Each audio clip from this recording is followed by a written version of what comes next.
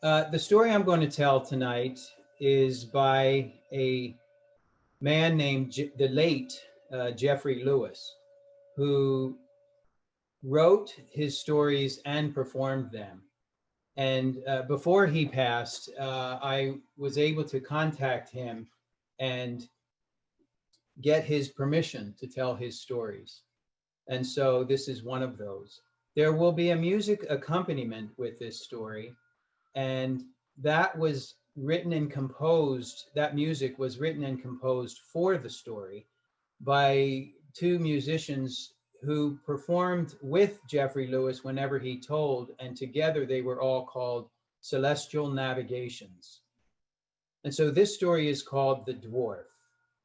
What I'm going to do is I'm going to impersonate in this story so that I can give the dwarf an opportunity to tell you his story himself. So the dwarf. Bear with me while I get the music going. So Teresa, I hope you have given me permission to share my screen. I'm waiting for Teresa to give me permission to share screen. Thank you. All right, thank you, Teresa.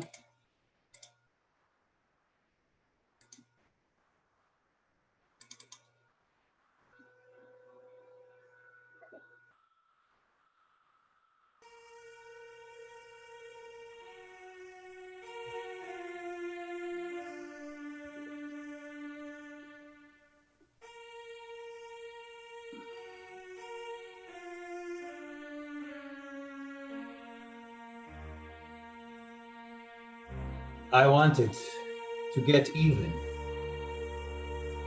I wanted to let people know exactly how I feel in the deep of my heart.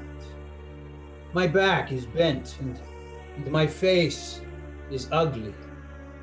And whenever I walk down the street, the women hide their children, the old men spit, and the young boys and girls throw things at me.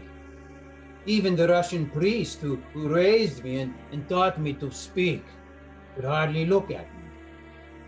And so in 1881, I snuck away from the village in the night and made my way to Paris. There I thought the people are more free and I could go unnoticed. But it was not to be. There it was the same.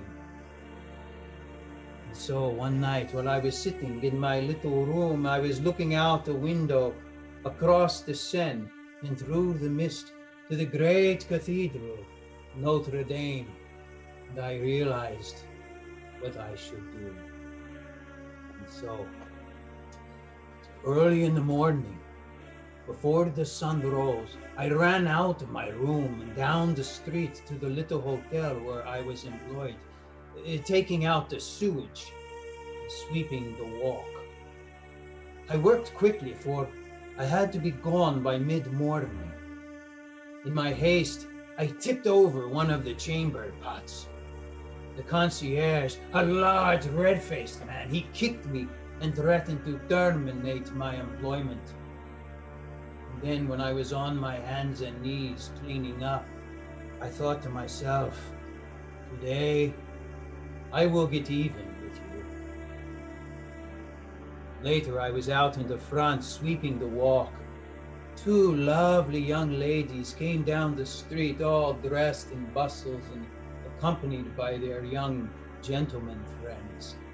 As they drew near, I quickly stepped aside and hid my face. And I thought, today I will get even with you too. A carriage rolled by and it splashed muddy water on me, and I shouted out, if you only knew what was in store for you. The chime of the great cathedral, it rang out, and I knew I had not much time. I ran down the street back to my little room, hardly hearing the curses of some people that I bumped into along the way. I was saying to myself, you will see, you will see. In my room, I washed very carefully and put on my best jacket to hide the tear. in my shirt. And then I ran out of my room, down the steps, down the street, across the bridge, and out into the great square before the cathedral. It was teeming with people, all beautifully dressed and conversing in just the right tones of solemnity. I watched as they filed into the church, and I thought, very soon now, you will know how I feel. I ran down along the side of the church, under the great buttresses to the back, where there was a door for priests only. I stepped inside. It was very dark.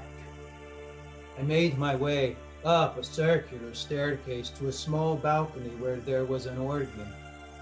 From here I could look out and see the whole congregation. The only sound was of their shuffling feet as they made their ways to their pews. And then it was silent. The priest stepped out. As one, the people dropped to their knees and bowed their heads. Now, I thought, now I will show you how I feel in the deep of my heart. I sat down at the organ, my feet barely touching the pedals, and I began to play.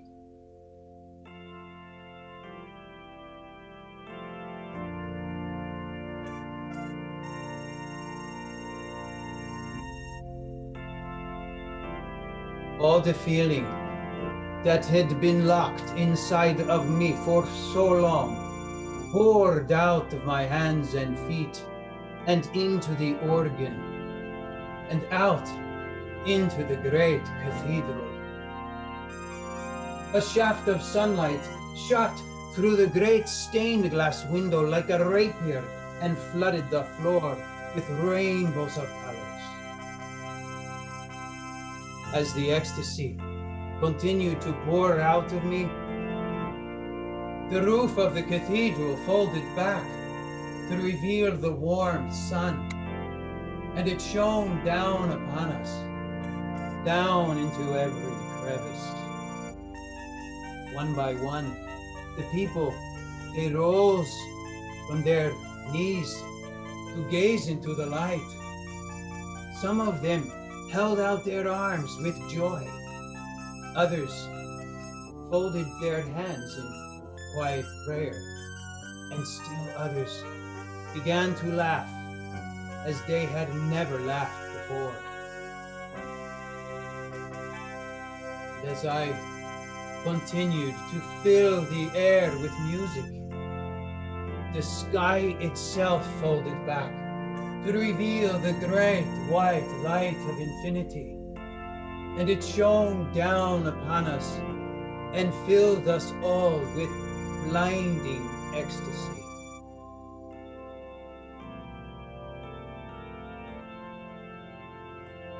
Life has not been easy for me, nor has it changed.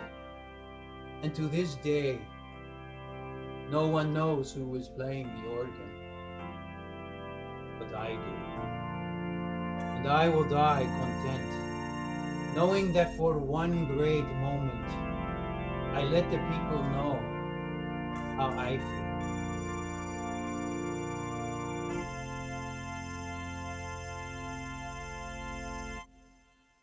Thank you.